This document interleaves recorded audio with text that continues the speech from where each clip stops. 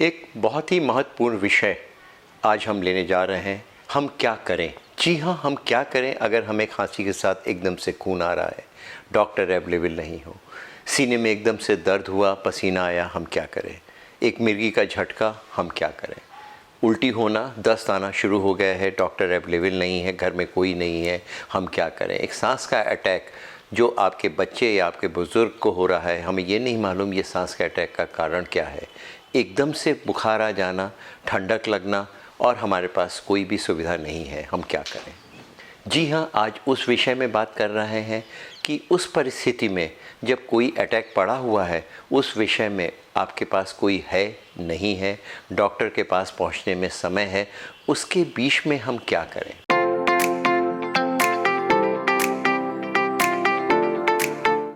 अगर एक विषय आपको खांसी आ रही है और एकदम से खून आ रहा है, उस समय हमें क्या करना चाहिए? सबसे पहली चीज़ करनी चाहिए कि हमें लेटे हुए नहीं रहना चाहिए। कहीं ऐसा ना हो निकलने वाला खून हमारे फेफड़े के अंदर से निकल करके खाने की नली से निकल करके फेफड़े के अंदर भर जाए। फेफड़े से आ रहा है कि खाने की नली से आ रहा है? वो खून उल्टी के साथ आ रहा है कि खांसी के साथ आ रहा है? अगर वो उल्टी के साथ आ रहा है तो खाने की नली से आ रहा है, अगर वो खांसी के साथ में आ रहा है तो फेफड़े से आ रहा है। लेकिन दोनों ही परिस्थिति में अगर वो खून गलती से फेफड़े के अंदर चला जाता है तो हमें शायद बिल्कुल वही सिम्टम्स होंगे जो कि एक पानी में डूबने की वजह से होता है। हमारी सांस फूलने लगेगी और अगर वो खून या उल्टी ज़्यादा फेफड़े के अंदर पहुंच जाएगी तो शायद हमें मृत्यु तक हो सकती है। एकदम से छाती में दर्द हुआ, हमें क्या करना चाहिए? अगर वो दर्द छोटी सी दवाई से नहीं आराम हो रहा है, उसके साथ पसीना आ रहा है, शायद वो कार्डियक पेन हो। अगर सीने में दर्द है, सेंट्रली प्लेस्ड है, बीच में दर्द है, उसके साथ खट्टी डकारें आ रही हैं, तो शायद वो एसिडिटी का दर्द है। उसके लिए हमें एसिडिटी के लिए दवा लेनी चाहिए, हमें एंटासिड लेना चाहिए, कुछ वो दवाइयाँ लेनी चाहिए तो हमारी तेज़ाब की मात्रा को कम कर सकें। अगर हमें एक मिर्गी का झटका आ रहा है, घर में किसी को एकदम से झटका आ रहा है, सबसे पहली चीज़ है कि अगर वो उल्टी कर रहा है तो सीधे कि उसको मुंह को कवर करना चाहिए।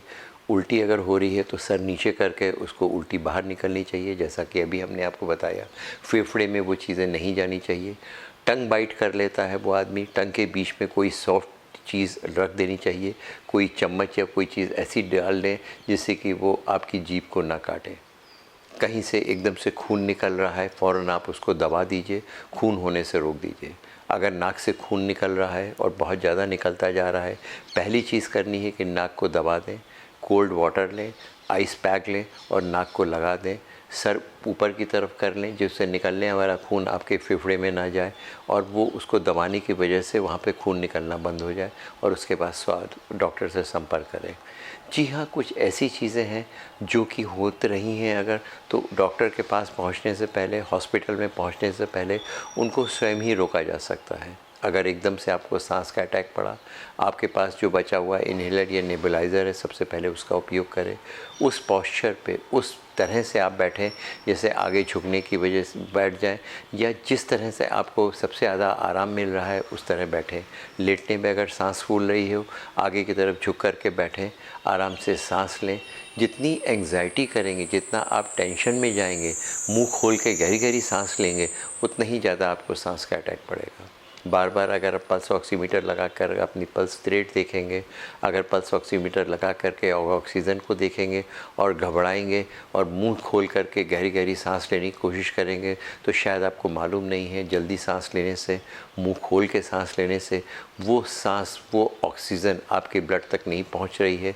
वो डेड स्पेस जिसे कहते हैं 150 से 200 ml होता है, जो कि फेफड़े से आने से पहले जो सांस की नली होती है वहीं पर हवा रह जाती है और फ्रैक्शन ऑफ सेकंड के लिए वो बाहर निकल जाती है। ऑक्सीजन ब्लड में पहुंचने के लिए ज़रूरी है कि 3/4 सेकंड का 3/4 भाग कम से कम वो फेफड़े में रहे, जिससे वो खून में डिफ्यूज़ होकर के चली जाए। अगर आप बहुत घबराए हुए हैं, सांस ज़्यादा है, ऑक्सीजन लेने की ज़्यादा कोशिश करके जल्दी जल्दी मुंह से सांस लेंगे तो शायद आपकी ऑक्सीजन बेटर ना हो करके आपकी एंग्जाइटी लेवल बढ़ा देगी और आपको ज़्यादा सांस फूलने लग जाएगी। कुछ ऐसी महत्वपूर्ण चीज़ें हैं, अगर हम उसको डॉक्टर के पास पहुंचने से पहले कर लें तो शायद होने वाला वो अटैक, होने वाली वो बीमारी जो कि आपके लिए जानलेवा हो सकती है, उससे बचाया जा सकता है।